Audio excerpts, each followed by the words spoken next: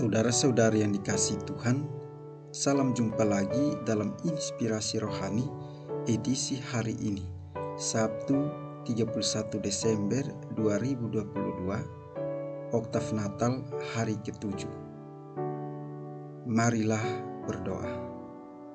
Dalam nama Bapa dan Putra dan Roh Kudus. Amin. Saudara-saudari yang dikasihi Tuhan, inspirasi rohani hari ini diambil dari Injil Yohanes bab 1 ayat 1 sampai dengan 18. Pada mulanya adalah firman. Firman itu bersama-sama dengan Allah, dan firman itu adalah Allah. Ia pada mulanya bersama-sama dengan Allah. Segala sesuatu dijadikan oleh Dia, dan tanpa Dia tidak ada suatu pun yang telah jadi dari segala yang telah dijadikan. Dalam Dia ada hidup, dan hidup itu adalah terang manusia. Terang itu bercahaya di dalam kegelapan, dan kegelapan itu tidak menguasainya.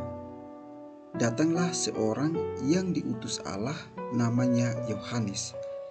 Ia datang sebagai saksi untuk memberi kesaksian tentang terang itu, supaya oleh Dia semua orang menjadi percaya.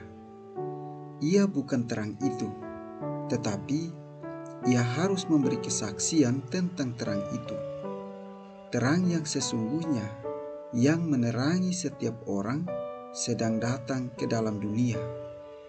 Ia telah ada di dalam dunia, dan dunia dijadikan olehnya, tetapi dunia tidak mengenalnya.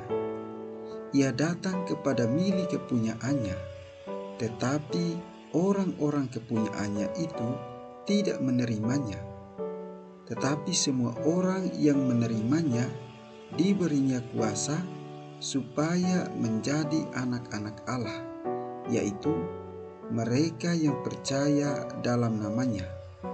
Orang-orang yang diperanakkan bukan dari darah atau dari daging, bukan pula secara jasmani oleh keinginan seorang laki-laki, melainkan dari Allah. Firman itu telah menjadi manusia dan diam di antara kita, dan kita telah melihat kemuliaannya, yaitu kemuliaan yang diberikan kepadanya sebagai anak tunggal Bapa, penuh kasih karunia dan kebenaran. Yohanes memberi kesaksian tentang Dia dan berseru, katanya, "Inilah Dia yang kumaksudkan ketika aku berkata, kemudian daripadaku akan datang Dia yang telah mendahului aku, sebab Dia telah ada sebelum aku."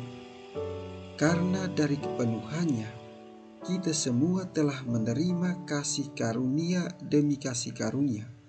Sebab hukum Taurat diberikan oleh Musa, tetapi kasih karunia dan kebenaran datang oleh Yesus Kristus. Tidak seorang pun yang pernah melihat Allah, tetapi anak tunggal Allah yang ada di pangkuan Bapa, Dialah yang menyatakannya. Demikianlah sabda Tuhan. Saudara-saudari yang dikasihi Tuhan, kita sekarang berada di penghujung tahun 2022, dan sebentar lagi kita akan memasuki tahun baru 2023. Mungkin ada yang merasa biasa-biasa saja akan tahun dan hari yang kita tinggalkan, serta tahun dan hari yang akan kita sambut. Ada siang, ada malam, ada hari, ada pekan, dan ada bulan. Itulah pergantian waktu yang biasa dan terulang terus-menerus secara tetap. Rasanya waktu bergulir begitu cepat tanpa kita sadari. Akan tetapi, ada yang merasa bahwa tahun lama yang ditinggalkan telah memberi arti dan pesan kepada setiap orang, sedangkan tahun baru yang akan dimasuki memberikan janji dan harapan tertentu sekaligus tantangan-tantangannya. Saudara-saudari yang dikasihi Tuhan, ada 3 bentuk waktu, yakni waktu kronos, waktu aion, dan waktu kairos. Yang dimaksud dengan kronos adalah waktu yang biasa yang selalu ada. Kronos menunjukkan jangka waktu tertentu, entah itu waktu yang singkat atau waktu yang lama. Dengan demikian dapat kita mengerti bahwa waktu kronos berhubungan dengan jam, bulan, dan tahun. Waktu kronos adalah siklus waktu yang biasa. Yang kedua, waktu aion. Kata aion dipakai untuk menunjukkan entah waktu yang lama sekali atau waktu yang tanpa batas. Oleh sebab itu, waktu aion dipakai tentang waktu ini yang dimulai dengan penciptaan dan berakhir dengan kedatangan Kristus yang kedua kali, atau juga tentang waktu kekekalan, yaitu waktu tanpa batas. Dan yang ketiga adalah waktu kairos. Kata kairos berbicara tentang periode tertentu. Kalau waktu itu sudah lewat, tidak akan kembali lagi. Bisa kita bandingkan dalam surat Rasul Paulus kepada umat di Roma, bab 5 ayat 6. Oleh sebab itu, waktu kairos berbicara tentang kesempatan dan momentum yang ada di waktu-waktu tertentu. Oleh karena itu, selama masih ada kesempatan, marilah kita berbuat, karena kalau kesempatan tidak digunakan, maka waktu kairos itu akan hilang. Saudara-saudari yang dikasihi Tuhan, hari terakhir pada setiap tahun kembali mengingatkan kita akan Dia yang adalah Firman yang telah menjadi manusia dan tinggal di antara kita. Dia ada sebelum adanya segala sesuatu. Dia datang ke dunia dan menerangi dunia. Dia adalah pusat perputaran dunia.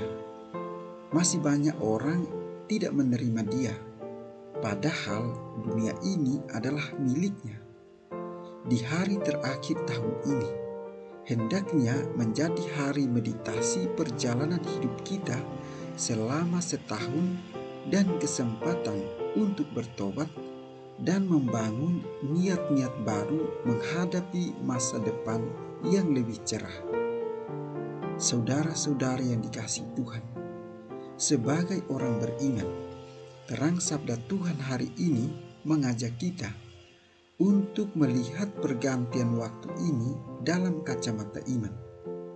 Kita sambut tahun dan hari yang akan datang itu dalam terang kasih Tuhan, sehingga dengan terang kita mampu membangun rencana kehidupan sesuai dengan kehendak Sang Sabda itu sendiri. Kita lihat waktu dan tahun sebagai pemberian Tuhan untuk diisi dengan rencana kerja demi kebaikan dan kesejahteraan manusia serta kemuliaan Allah. Marilah berdoa.